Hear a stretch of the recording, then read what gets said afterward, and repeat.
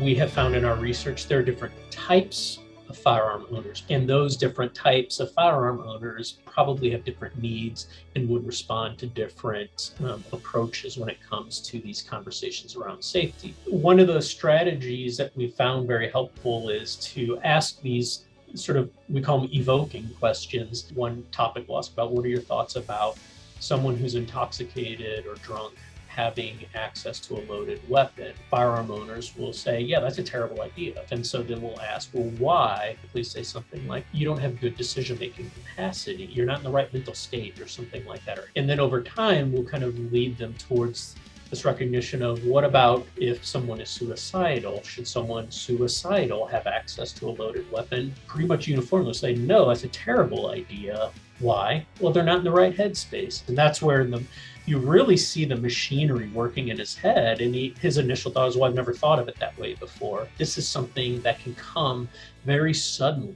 In the same way we use traffic fatality, traffic accident metaphors a lot. It's like, I know that you're a really good driver, but that doesn't mean that everybody else on the highway is a totally just terrible as a driver, and they can sideswipe you. Lots of things happen out of the blue, despite the fact that you are really responsible. So because there's this unpredictability to it, we wear our seatbelts and we have airbags so that even the best of us who are really good drivers are protected when somebody else obviously screws up. And the same can happen when it comes to firearm access in these momentary periods. You get bad news, tragedy strikes, sometimes life just sideswipes you and you didn't see it coming. And that has nothing to do with mental illness. And during those unexpected times, ready access to a loaded weapon can render an unexpected moment of despair highly lethal and deadly.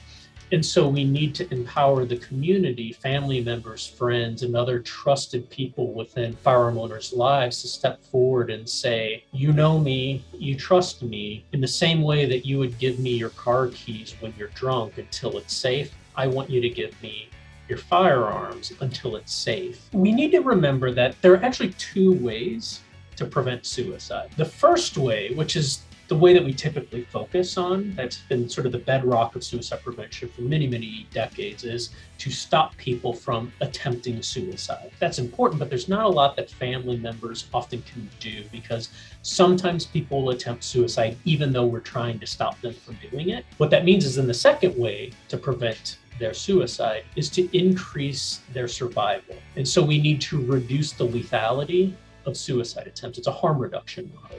So if I cannot stop a loved one from trying to kill themselves, I can perhaps take steps such that that decision does not result in their death, and it gives them a second chance. And so being willing to sit down with them and talk with a loved one about removing or restricting access to firearms is in their best interest.